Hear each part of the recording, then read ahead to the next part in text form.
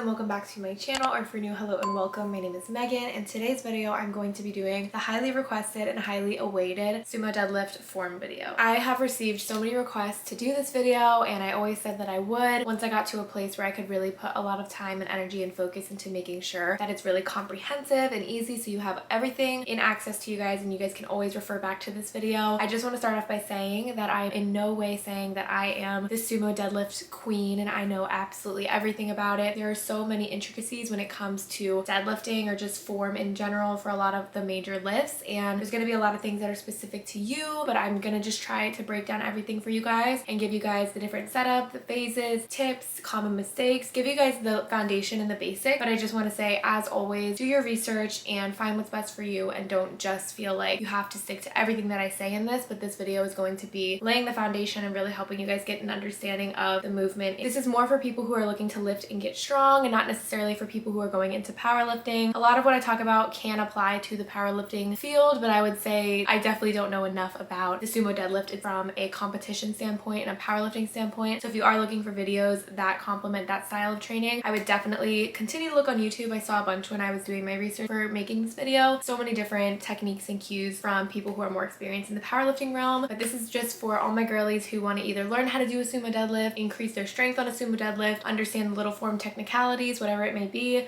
That's what I'm here to do. So I'm going to start off this video by talking about the difference between sumo and conventional, and I'm going to break the sumo deadlift down into 3 phases. We're going to break it up into setup, bracing, and initiating the pull. And then I'm going to finish off by just talking about the top errors that typically happen when we're learning to sumo deadlift or just when we're doing a deadlift in general. These are errors that people, even the most experienced people, sometimes make, and it's very important to just look out for these things and make sure that when you're watching your form back or somebody's watching you, that they're looking for these things. First things first, what is the difference between a sumo deadlift and a conventional deadlift? The sumo deadlift is going to be a wider stance movement. You're going to see that you have your legs as wide as possible, whereas in a conventional deadlift, there's a more narrow stance. In a sumo deadlift, since your feet are wider, you're going to be gripping the bar on the inside of your legs, and in a conventional deadlift, since your legs are more narrow, you're actually going to be gripping the bar outside of the leg. And another key difference is the muscles that they target. So a sumo deadlift is going to target more quad because you're doing a knee extension, whereas a conventional deadlift is going to focus more on your spinal erectors, so your lower back and everywhere honestly in your back, just because of the mechanics of each movement. Obviously they're compound movements, so both of them are going to target your whole body because there needs to be full engagement and bracing from top down. So both are great as a full body engaging movement, but those are just the key movers and the key areas that each one focus on. So I just wanted to highlight that first. And I also just wanted to note that when you are doing a deadlift or whenever you're doing any leg day exercise,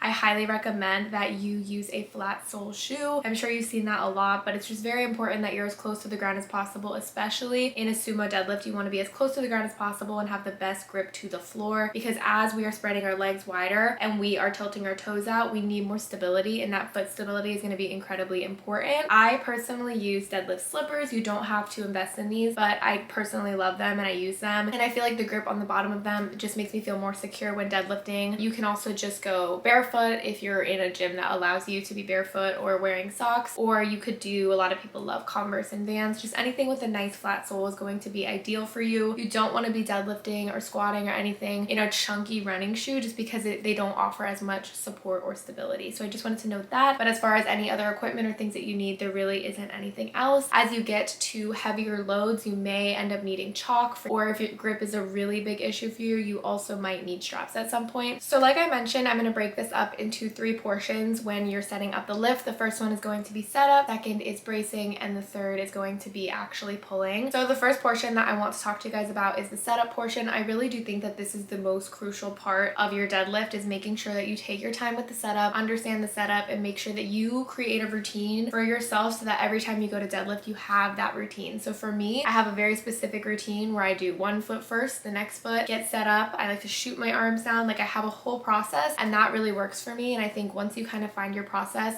and your steps and orders to make that more smooth. It's going to be very important. Your setup is key in making sure that you're ready to pull off of the floor. Starting out with the stance for a sumo deadlift, we obviously have that very wide stance. You want to assume that very wide stance, and as you get into that comfortable width that feels good for you, then you want to tilt your feet a little bit outwards. So if these are your feet pointed forward, you want to tilt them a little bit outwards. You want them to be at about a 30 to 45 degree angle. I would say more of a 45-degree angle, and that's just going to help you, because if you have them straight on, it's going to be very uncomfortable for the lockout portion. As far as where to put your feet, you want to go as far laterally as it feels comfortable for you. So once you're at the bottom of that movement and you're getting ready to pull, your heel should be in line with your knee, so your shin should be slightly straight or at least like parallel. And I think a really big thing for me, and that you will get used to too, is as you're setting up and you're using the same barbell, you're going to notice that there's a certain place on the barbell where you like to put your shins or your feet most. So for me, on the barbells at the gym, typically I like to line my shins up with a certain area on the knurling, and then I'll know that I'm in that same position. And finding that same position is important, because once you find it, you want to continue to practice and do the movement in the same position. But typically I would say lining up your shins with somewhere on the markers of the bar is going to work best for most people, and then really making sure that you have those toes pointed outwards. That would be the main thing. So once you have your width, then you want to look at your stance and your proximity to the bar. You want to line up your shins close to the bar. You don't want your shins directly touching the bar before you even squat down, but you want to have maybe like a half an inch to an inch of space between your shin and the bar before bending down. I know that a tip that a lot of people give is to align your midfoot. So in the middle of your foot, you have that bone at the top. People like to align that bone with the barbell, so stacking it on top. That might be a helpful way for you to know how far away to be at the very beginning. So I would definitely use that as your initial marker, but then as you get more comfortable, you'll find how close or far you need to be to the barbell. The most important thing with this, and just knowing how close or far to be, is that you want that barbell to move in a straight path up and down. You don't want to have to move the barbell to accommodate for your body. You want your body in a place that accommodates for the barbell. So when you look from a side angle at your deadlift, you want to see it going in a straight line, very similar to your squat. You want to see it going to a straight line, and the rest of your body is what's moving to make it do that. Additionally, if the barbell is too far in front of you and you go to pull it, on your first rep, you're going to be pulling it towards you, and that's going to put a lot of strain on the lower back because you're doing that in a low position. Think of it if you were doing anything like in the house. If you want to go and you want to bend down and pick something up, if it's further away from you, that's going to strain your lower back more than if you just got a little bit closer to it, bent down,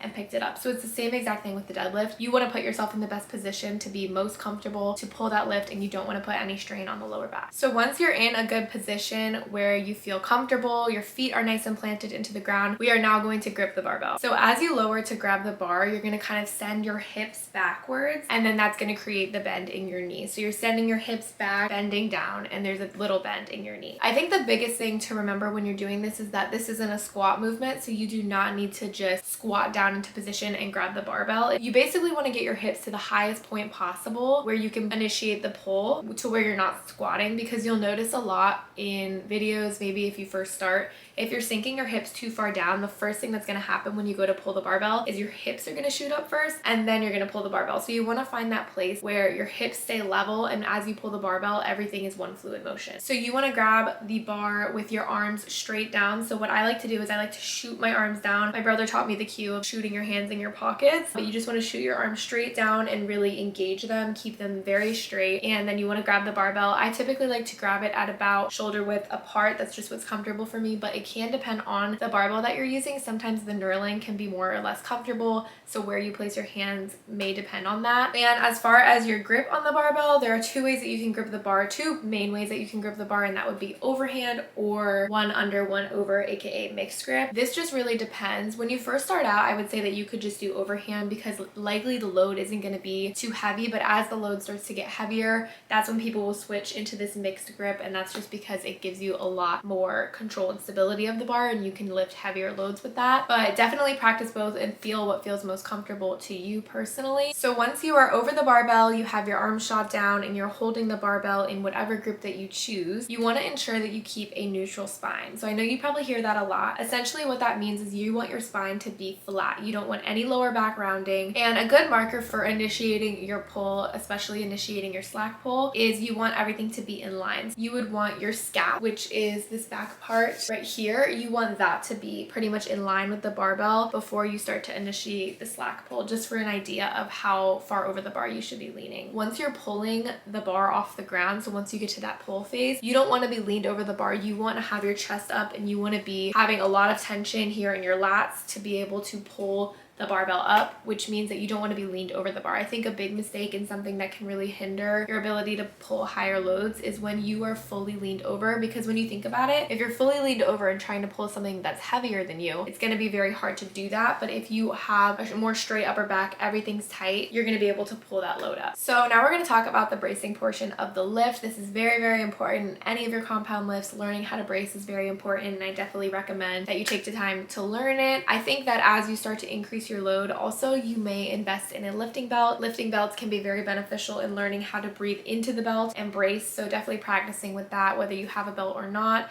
is very important. But for the bracing portion, you want to ensure that you stack your ribs and you really brace your core, because this movement can't be done if your core is not braced, or it's going to get to a point where it's going to put a lot of strain on other muscles if your core isn't properly braced. I like to think of this next part of the movement as brace, breathe, slack pull. You're going to brace your core as you're still holding onto the barbell, and then as you're doing that, your knees you want to push outwards to bring your hips closer to the bar. So you can kind of pack your lats like this. Think of like squeezing something in between your armpits, so pack your lat, and as you're doing that, continue to brace your core, and this is going to wedge you into an optimal position. And the reason that I highlighted your knees going outwards is because the biggest key with a sumo deadlift is that we want our hips to be as close to the bar as possible to help us with that full knee extension at the top. Now for the slack pull portion, what is a slack pull is probably what you're wondering. The slack pull, think of when you're pulling the barbell off the floor. If you just pulled the barbell off the floor, you likely hear a clicking noise.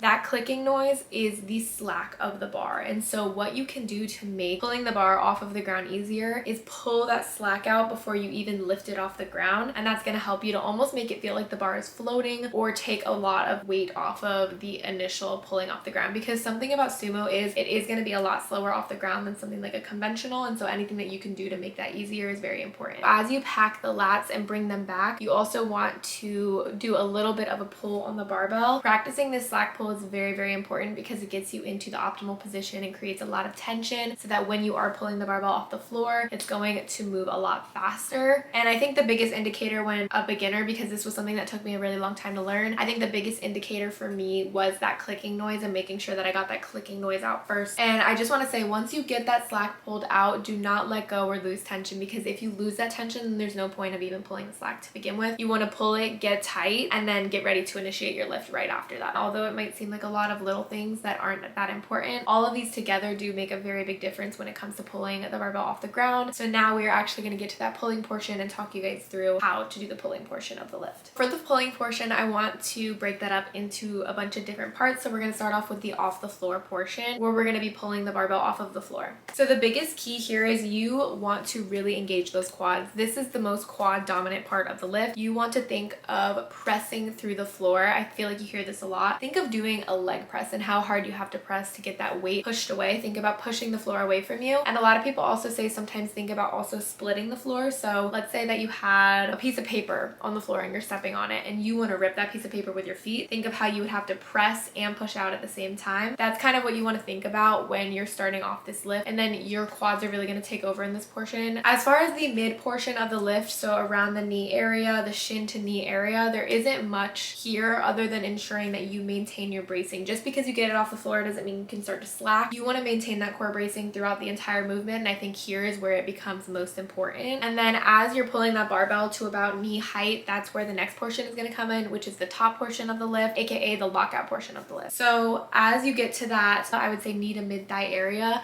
we want to start to lock out the lift and lock out our knees as I said, get full leg extension. I like to think of that bottom portion that I just talked about as the leg press portion, and I like to think of the top portion that I'm talking about now as the standing hip thrust portion. You're already hinged at the hips. You want to think about the top portion of a hip thrust, how you want to fully extend and get to the top of the movement. You want to do that same thing just in a standing fashion. You want to squeeze your glutes at the top, and you don't want to hyperextend. I think that's the one thing that sometimes people do. I know I did this a lot at the beginning. I would hyperextend to make sure I locked out, and I'd be leaning back. You don't need to do all that. Just as long as you make sure that you are hitting parallel and everything is locked out, then that's what matters. You're going to be locked out in the knees, hips, and shoulders, which is going to create that straight line if you were to look at yourself from the side. And then a big tip here that I will get into a little bit more later is just make sure that you do not shrug at the top of the movement, because that is going to involve so much trap. And for the last portion of the pull, it's actually going to be the descent portion. The biggest thing is controlling the descent back to the floor. I think a big error that I see a lot of people make is just dropping the barbell at the top. You just lose all your tension there, especially if you're doing it for reps. You want to really control on the way down before coming back up. I know you probably see a lot of people do tap and go, and they're really, I wouldn't say there's anything wrong with doing tap and go if that's what you want to do,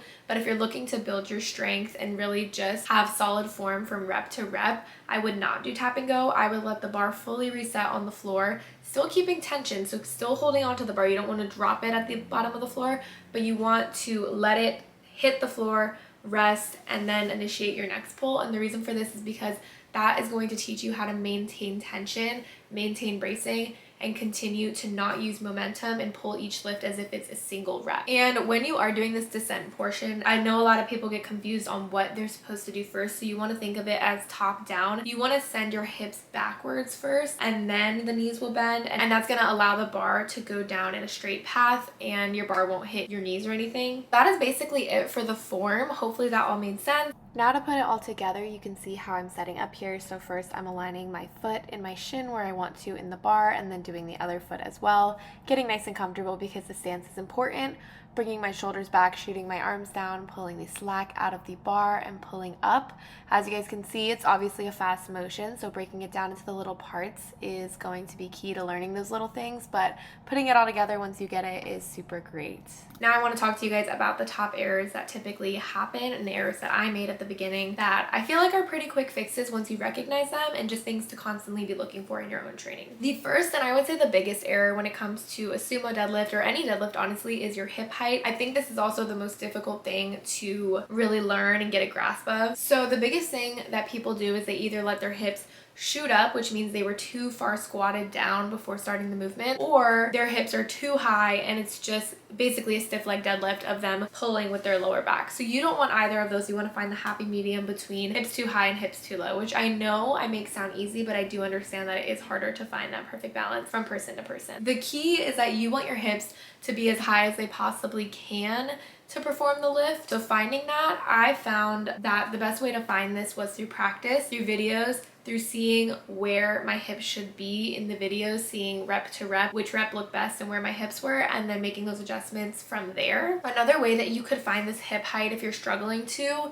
is you can do an eccentric deadlift. So essentially you're going to do a normal deadlift, but on the lowering phase, you're really going to go slow. Like I would say like a 3 count. Take your time on the way down. Do this with a lightweight. Don't do this with your working weight, but with a super lightweight. As you're doing the descent, right where the bar hits the ground and where your hips still are is probably where your hips should start each rep. The next error that I see a lot that I mentioned a good amount already is the slack pull / no tension building. So you want to make sure that you have tension and that you're intentional with your setup and you're intentional with the way that you pull the bar off the floor. A lot of people just try to yank the bar off the floor, and that is so bad for your lower back and just it makes it a lot more difficult than it needs to be. The slack pull is intentional and it's something that can be very helpful. And as you get more used to it, so as I started to get more used to pulling the slack out of the bar, 135 when I pull the slack out of the bar basically floats off the ground because of how much it helps you. So it's very beneficial to do, and I would definitely recommend that you work on that. I would say that the first thing to really focus on out of all these bigger errors would be the hip height, but then if you have more time and you want to focus on more form things, the slack pull would be the next thing that I would focus on. And then remembering remembering not to shrug at the top or just drop the barbell at the top. And then the next part would be not shrugging at the top and not bending your arms at the top. Remember that this is an upper body movement and we don't want to be using our upper body to kind of cheat our way to the top portion. We really want to keep everything very engaged and tight. I used to shrug a lot at the top trying to get the bar up, but you don't need to do that. Just try to relax your shoulders, keep your scabs back, and keep everything engaged, and you won't do that. And then the last thing would just be dropping the barbells at the top of the movement or bouncing the barbell off of the floor for your next rep. So as far as dropping the barbell at the top of the movement, this just isn't as beneficial and you aren't getting the full true range of motion by doing this. It's really important to control the descent as much as you're focused in controlling the way up. And I also feel like a lot of strength comes from controlling that descent, which is why doing things like 3-count lowers and stuff like that